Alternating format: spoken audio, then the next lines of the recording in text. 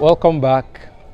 Today in our UTME Mathematics course, we're going to be looking at standard forms. Now, standard forms is another interesting aspect, just like indices. And just let's go. So when you talk about standard forms, let's say you have this number, 800. Now, in standard forms, you just pick the first non-zero digit. In this case, it is 8, right? You put a decimal point after the first non-zero digit. Then any other digits you have, like in this case now, there's no other non-zero digit. So we stop at 8. Multiplied by 10 raised to power. Now, watch. We have a decimal point here. And we want it to be at the back of the first non-zero digit. So we'll just move it 2 places. Or better still, this is 8.0. You know we have 00 now, right? Multiplied by 10 raised to power. Now we moved it 2 times before we can achieve 8.0. So we'll put power 2. Okay, so let me assume this is not clear enough. Let me do another example. Let's say we have 34100. We'll do the same thing. We'll pick our first non-zero digit, which is 3, right? Our decimal points, and then the remaining non-zero digits, which are 41. Now, to achieve 3.41 from this, picking our decimal point from here, we count 1, 2, 3, 4. So we're going to bring it 4 places inside. So we'll say multiply by 10 raised to power 4. Let me still assume it is not clear enough. Let me do one more example of this positive one. So let's say we have 10251. This ordinary number, I want to make it in standard form. I want to put it in standard form. So our first non-zero digit is 1, right? Point. This 0 is now significant because you have other non-zero digits after it.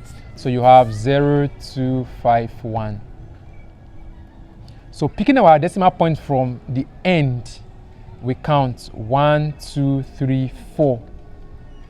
So this is multiplied by 10 raised to power 4. Why 4? Because we counted 4. Here we counted 1, 2, 3, 4. So we have times 10 raised to power 4. Here we counted just 1, 2. So we have times 10 raised to power 2. Okay, so if the number is greater than 1, this is how we do it. So I believe this is clear. Let me just do one last example. I want to be very sure that you are very clear with the positive one. Then we'll do the negative, and then we'll start solving these problems. So if you have 430, okay, 430, and I want to put it in standard form, this ordinary number in standard form, what would it be? Okay, so same principle.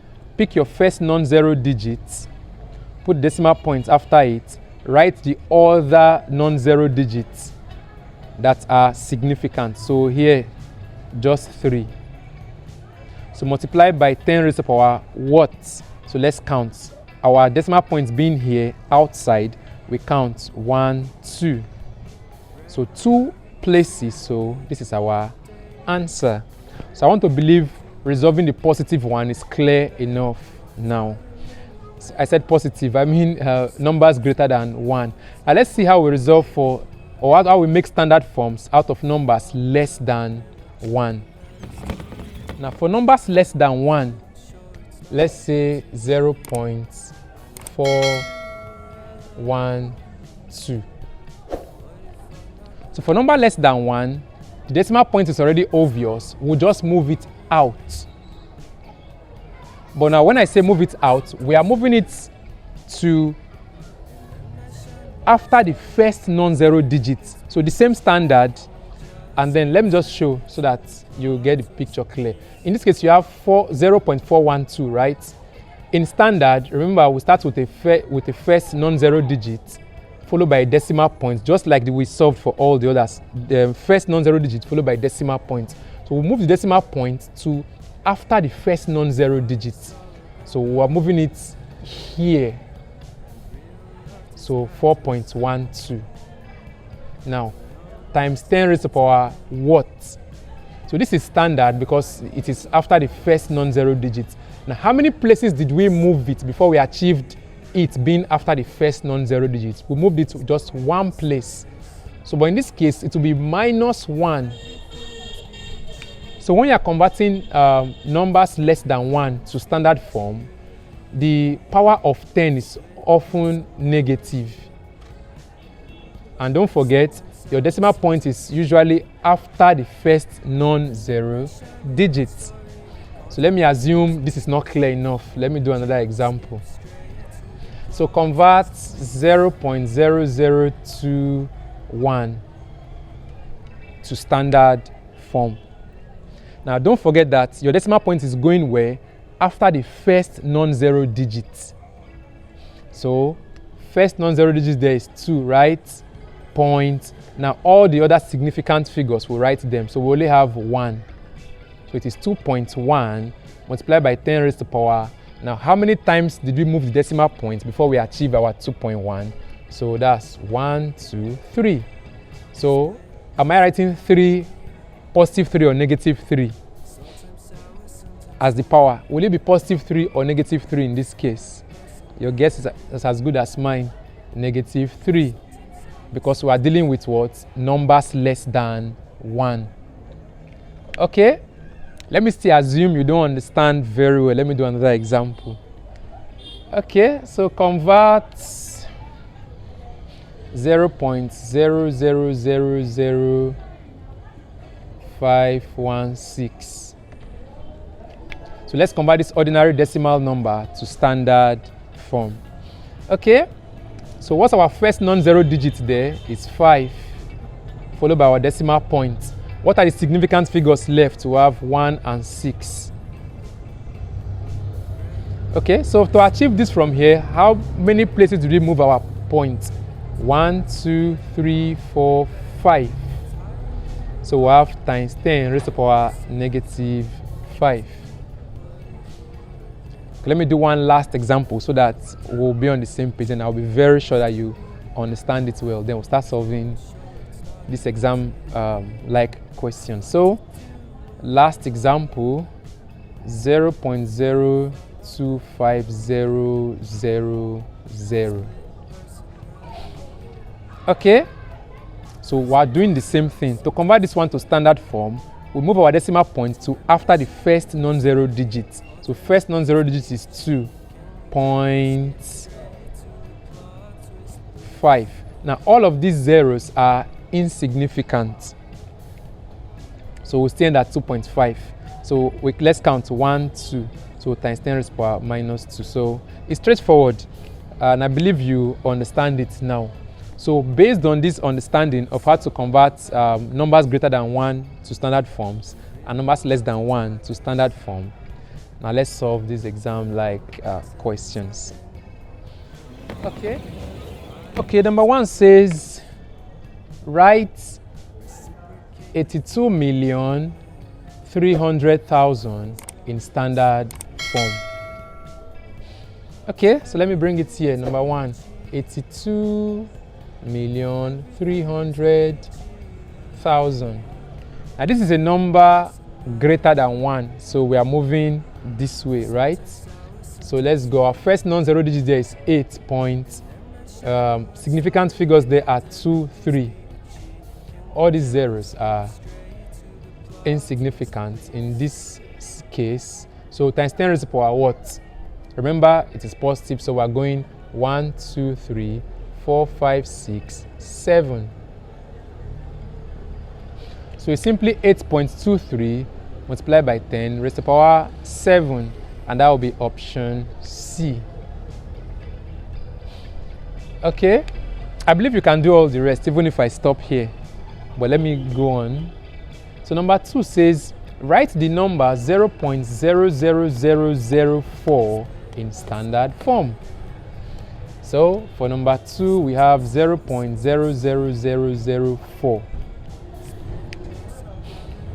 Okay, so numbers less than 1, remember, right? We just move the decimal point. So we only have 4 there, so this is even straightforward. So we have 4.0 or 4. 4.0 is still 4. Multiplied by 10 raised to the power, let's go, 1, 2, 3, 4, 5. So is it positive 5 or negative 5? That will be negative 5. So 4.0 or simply 4 multiplied by 10 raised to the power minus 5. And that will be option C. Okay, so number 3 says write 4.2 multiplied by 10 raised to the power minus 2 as an ordinary number. So they gave us in standard form already. Now let's go back to ordinary number. Okay, so how do we do that? So number 3, we have 4.2 times 10 raised to the power minus 2. Okay, so once you have negative, you know that the original number or the ordinary number you want to get is a number less than 1 once you have negative as the exponent of the 10. So that means we're counting, is it backward or forward now? We're counting this way. So this will give us, what we have is 4.2. Since we have 2 here, we just have 2 zeros. Since we have negative 2, just add 2 zeros to it and move the decimal point 1, 2. So decimal point comes here and leaves here. So our answer is 0.042. Get what I explained. What you have is 42. Because you have negative 2, just add 2 zeros. If you have negative 3, just add 3 zeros. If you have negative 5, just add 5 zeros first to the front of the number, and then you add a point after the first 0. So it's straightforward. It's straightforward. So that will be option 0.042. That will be option C again. Wow, C. Yeah, the exam can be like that sometimes. Just be sure of what you're solving, do the right thing, and pick your answer. Okay, so number 4, it says write 0.03249 in standard form to 3 significant figures. Tricky. Yeah, we just treated significant figures not long in this series. So if you don't understand what significant figures are, please go back to that lecture. I think that should be lecture 5 or so. So go back to that particular lecture and understand significant figures well. But let's do it together now. Let me rub a little. So the number is 0.03249.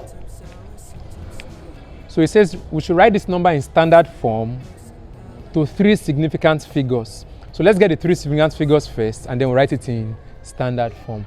So remember, significant figure is a type of approximation that doesn't care about the decimal point. It just picks the non-zero digit and start counting from there. Okay? So in this case, these 3 significant figures will be 0.03, so that's the first one, 2, that's the second one, and 4. 4 is the third one. So this is where we're supposed to stop. But now the number after our stopping point is a round up number. Please, if you don't understand what I'm saying, go back to lecture 5 and watch that course, watch that lecture. We explain significant figures. Now this 9 is a round up number, so it allows us to add 1 to our stopping point. So this gives us 325 to 3 significant figures. Now let's bring it to standard form. So in this case, we now have, remember our first non-zero digit is 3.25 multiplied by 10 raised to the power 1, 2. So 2 places. So we'll have positive 2 or negative 2, negative 2. Okay, so what's our answer?